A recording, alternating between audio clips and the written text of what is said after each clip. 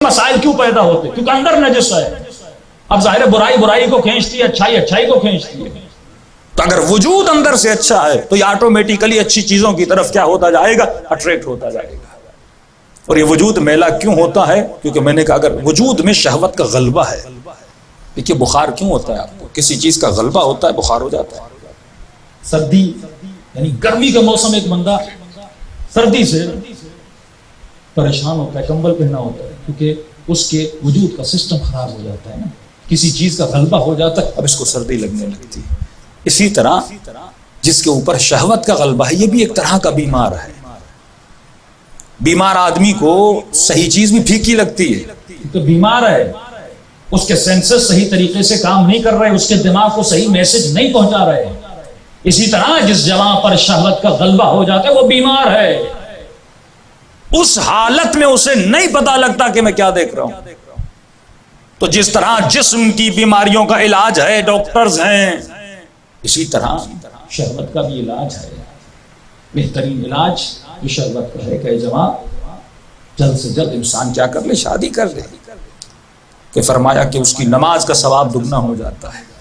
ہاں جب زمین پر چلتا ہے تو اہل زمین جو اللہ کی روحانی مخلوق ہے اس بندے کی طرف اٹریکٹ ہوتی ہے، کیونکہ اب اس کا وجود کیا ہو چکا ہے؟ صاف ہو چکا ہے. اب اس کی نگاہیں ہر طرف نہیں جاتی کیونکہ اب بیمار رہا ہی نہیں، یہ ٹھیک ہو چکا ہے.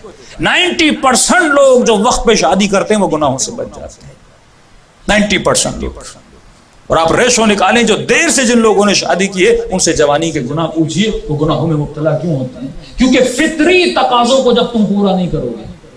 بھائی اس جسم کو کھانے کی ضرورت ہے، شدت پیاس آپ کو لگی ہے. اگر آپ کو منرل واٹر نہیں مل رہی تو آپ سادہ پانی، اگر سادہ پانی یا میلا پانی بھی نہ اگر پیاس سے مر رہے آپ گندے سے گندا پانی پیو گے تاکہ اپنی پیاس کو بجھاؤ. تو آپ کیوں اپنے بچوں کے لیے صاف پانی پرووائڈ نہیں کرتے؟ کیوں اپنے بچوں کے لیے اچھی غذا پرووائڈ نہیں کرتے؟ اور اگر تم وقت پہ اس بچے کی غذا کو پرووائڈ نہیں کرو گے، دشمن نے کئی کھانے پرووائڈ کیے ہوئے ہیں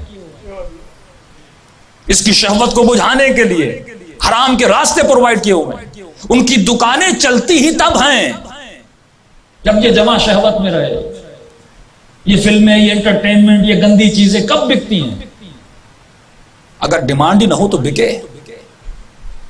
ہم بڑھاس دیتے ہیں معاشرے میں شیطان کو، ہم اس کی ڈیمانڈ کو اتنا بڑھاتے ہیں کہ وہ زیادہ سے زیادہ موویز بناتا ہے، کریشن کرتا ہے، اس کے لیے خوراک بناتا ہے. اسے پتا ہے کہ معاشرے میں اس خوراک کی ضرورت ہے،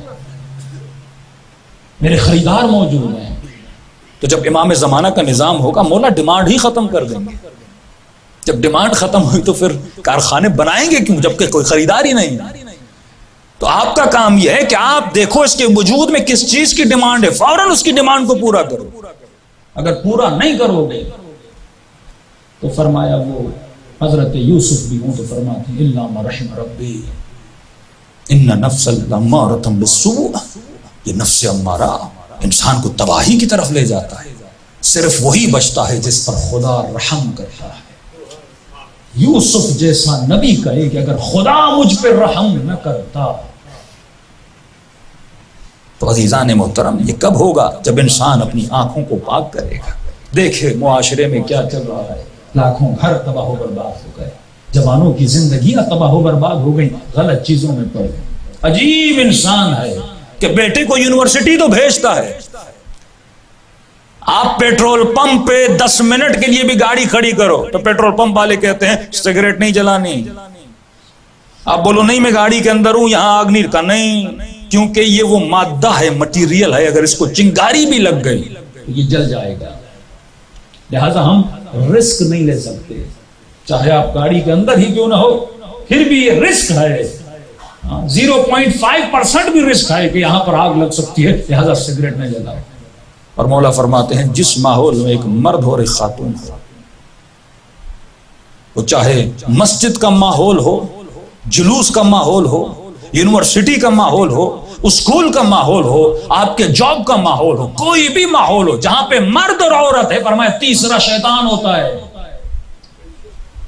نہ خود پہ اعتبار کرنا نہ کسی اور پہ اعتبار کرنا.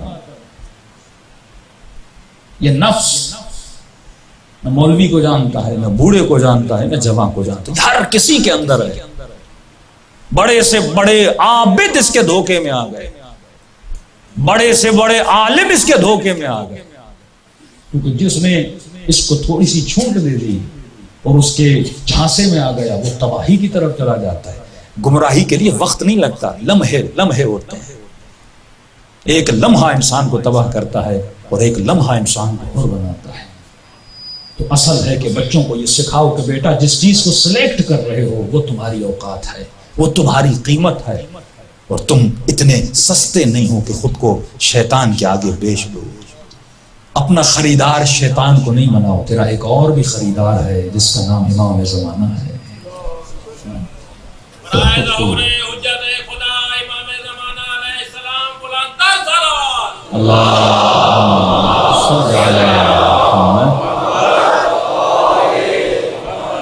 کچھ ایسے ایشوز بھی ہیں جو ہم ممبر سے بتا نہیں سکتے۔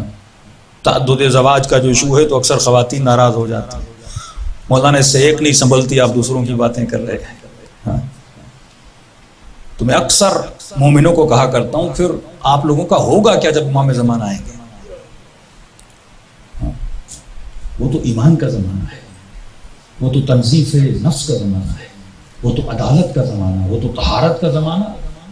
تو ٹوٹل جو اسٹرکچر ابھی بنا ہوا ہے نا، امام کے زمانہ میں یہ اسٹرکچر نہیں ہوگا، کیونکہ گناہ سے بچنا ہے تو پھر جو نظام الہی ہے اس پہ گنجائش نہیں ہے اس منبر سے گفتگو کی جائے، جا کر اسٹڈی کیجئے، تب جا کے اس معاشرے میں صلاح و بہبود آتی ہے۔ لیکن ہم اس نوجوان کو یونیورسٹی بھیج دیتے ہیں، اس میدان میں جو میدان شہوت ہے، مکس گیدرنگ میں، کو ایجوکیشن میں اس کو بھیج دیتے ہیں، اور توقع یہ کرتے ہیں کہ یہ جوان بچ جائے۔ صرف نماز عبادت نہیں ہے، صرف روزہ عبادت نہیں ہے، یہ صبح سے شام تک اس یونیورسٹی میں نگاہ حرام میں مبتلا رہتا ہے، رات کو آ کے نماز پڑھتا ہے، باپ کا احترام کرتا ہے، یہ ایشو نہیں ہے، لیکن اندر سے اپنی آنکھوں کو نجس کر کے آیا ہے، حسرتوں کو اپنے اندر بھر کر آیا ہے، جس کے نتیجے میں اس کے وجود میں ڈپریشن پیدا ہوتا ہے، جس کے نتیجے میں اس کے وجود میں سٹریس کے سیلز اینڈ ہارمونز بڑھ جاتے ہیں، اور جس کے نتیجے میں سائنس کہتی ہے انسان کو کیا ہو جاتا ہے؟ کینسر ہو جاتا ہے۔ یعنی دین پر اگر کوئی عمل کرے تو اس کی زندگی دنیاوی جسمانی زندگی بھی بنتی ہے اور اس انسان کی اخروی زندگی بن جاتی ہے۔ صلوات پڑھیں محمد وعلی محمد۔